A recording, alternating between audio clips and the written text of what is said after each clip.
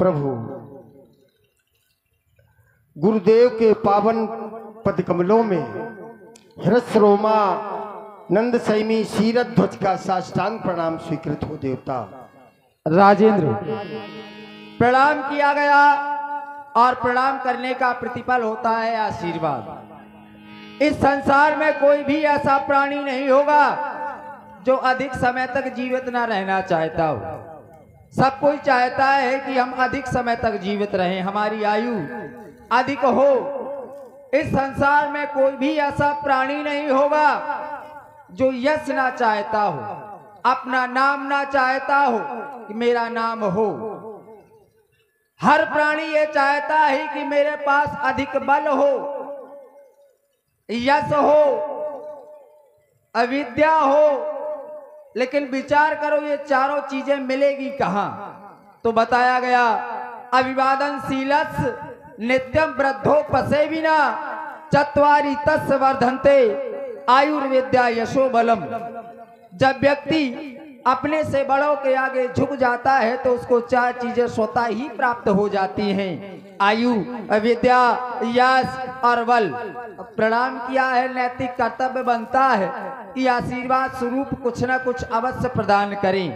और तुम्हारा जीवन तो वैसे भी मंगल में है, और जब घड़ा पूरा भरा हो तो उसमें और जल डालने की आवश्यकता नहीं होती।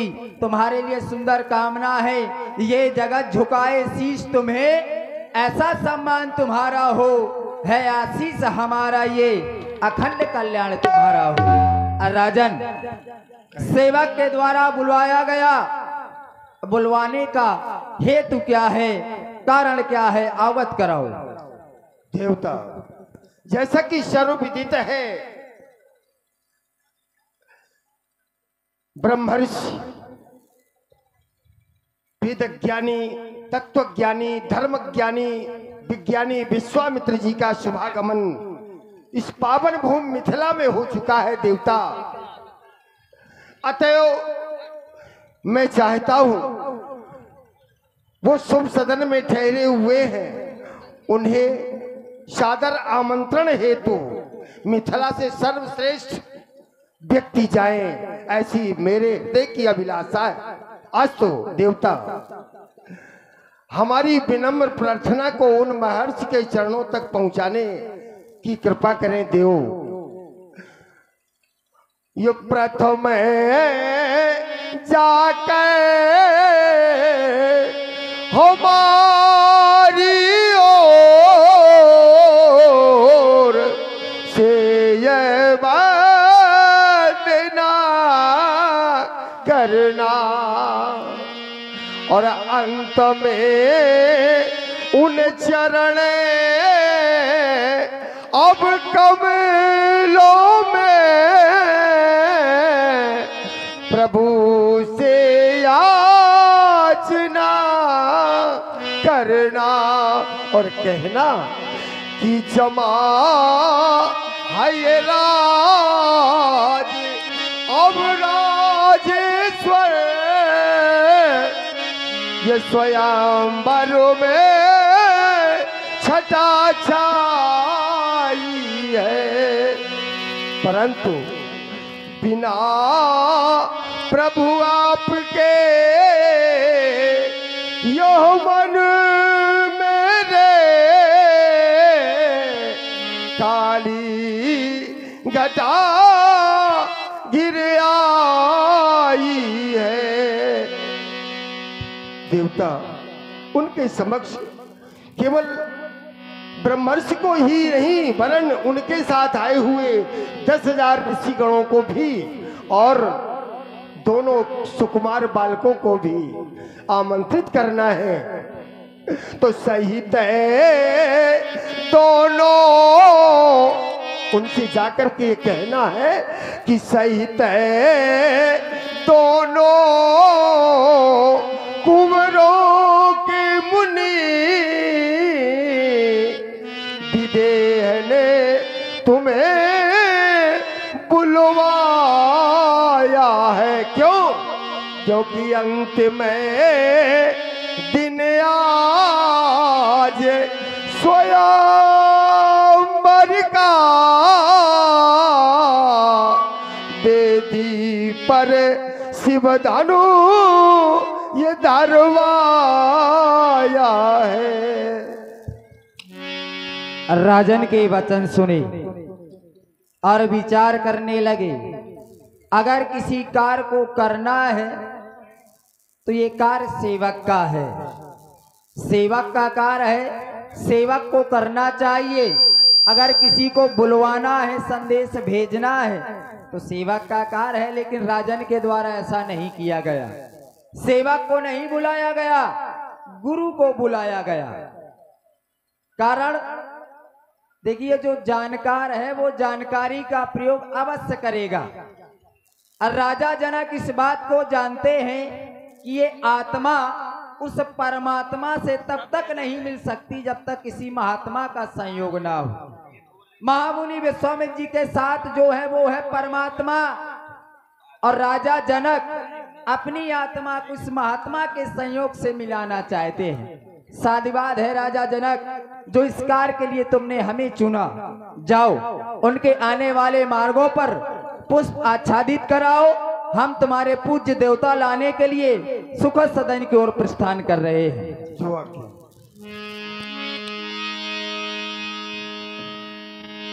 अरे कौशिक मुनि पही तुरंत पठाए,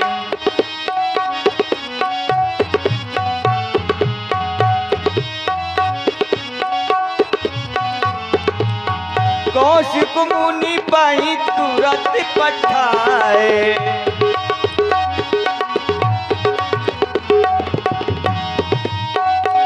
आइए, मिथिला विद्यालय के कुलाचार्य अहिल्या तने तुम्हारा स्वागत है।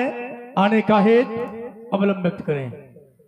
पूज्य सर्वप्रथम तो आप मेरा प्रणाम स्वीकार करें। महामंगल हो तुम्हारा। तत्पश्चात जिस राजाधिराज के राज पर हम गुरु पद पर आरूढ़ है, हमारे महाराज श्री शिरध्वज का भी प्रणाम स्वीकार करें। कल्याण हो। और महाराज के द्वारा आपके श्री चरणों में एक विनय भेजी गई है। आपका आदेश हो तो मैं आपके श्री चरणों में वो विनय प्रस्तुत करूं। ईश्वर, विनय तो स्वयं की जाती है, तो विनय को लेकर आज तुम आए हो, और विनय लेकर जाना एक सेवक का कार्य होता है, पर आज विनय लेकर तुम आए हो। कौन सी विनय है? अवश्य विनय स्वयं जाकर के की जाती है, लेकिन आज मैं आपके समक्ष उद्गाता के रूप में आपके समक्ष उपस्थित हूँ। महाराज जनक की विनय लेकर, वो विनय कौन सी है आप श्रवण करें। महामुनि आरंभ करें। मिथिला में सदैव मंगल रहा है, परंतु आज मिथिला की शोभा का अवर्णन नहीं किया जा सकता। आज मिथिला में मंगल ही नहीं अपितु महामंगल है। मिथिला में हमेशा मंगल रहा है, पर आज महामंगल कौन हो गया? मिथिला में आज ये महामंगल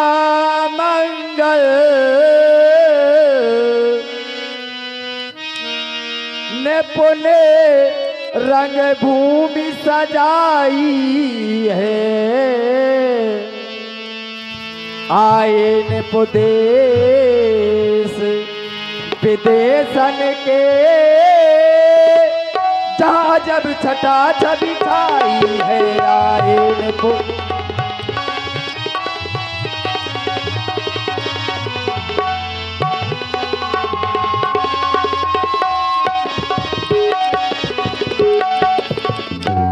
पूर्वी पछांगी और दक्षिणांगी, ये उत्तरी बंगवासी आए हैं। गुजर पंजाबी मारवाड़ी कर्नाटक के अति छाए हैं।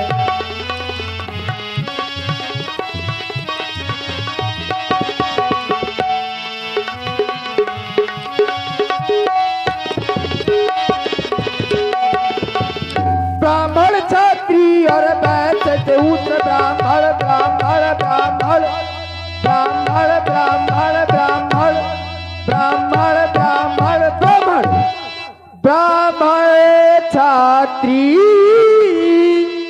अरो बैस शूद्र ये दानव अरु दैत ने पोतन धर धर आए ने पुदेश विदेशन के सिया ब्याहन की आशा लेकर आए।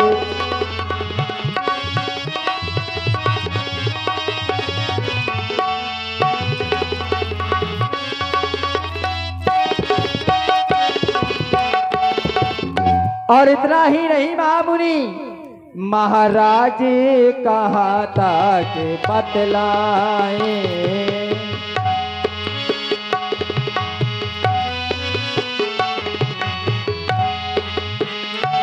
महाराज कहा था कि बतलाए भूपों की समाज इकट्ठा है।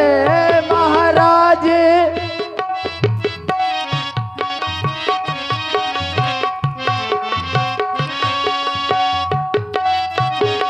महाराज कहा था कि बतलाए भूपों की समाज इकट्ठा है। कोई भुजठों के मूछे थे,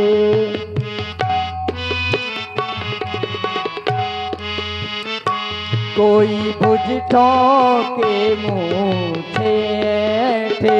कोई हंसी करे कोई ठाटा है, कोई भुजठों के मूछे थे।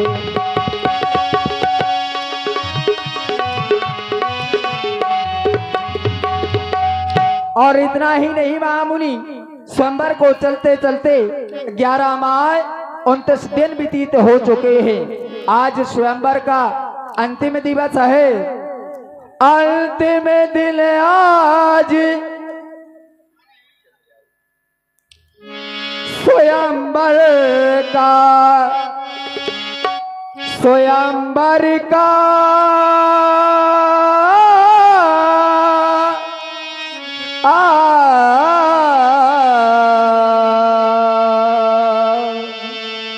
अंतिम दिन आज स्वयंवर का, अंतिम दिन आज स्वयंवर का। वे दीपर शिव धनु धरवाया, अंतिम दिन आज स्वयंवर का।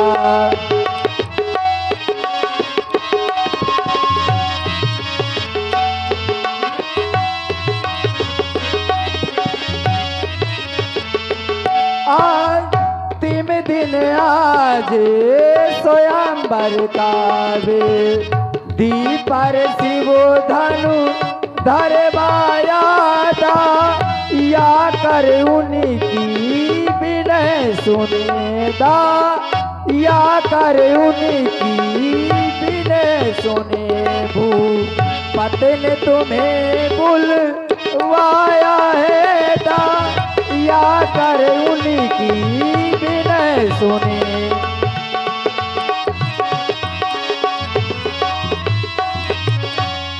और अगर आप विचार कर रहे हैं कि आपको अकेले चलना है तो ना दीनानाथ, आपके साथ जो आपकी शिष्य मंडली है और आपके साथ जो ये 2 युगल राजकुमार 2 राजकुंवर संग ले लीजिए। रंग भूमि की छटा देखने को चलिए मुनिवर, जल्दी चलिए, नृप कर्तव्य सकल लेखवे को। ए तपोने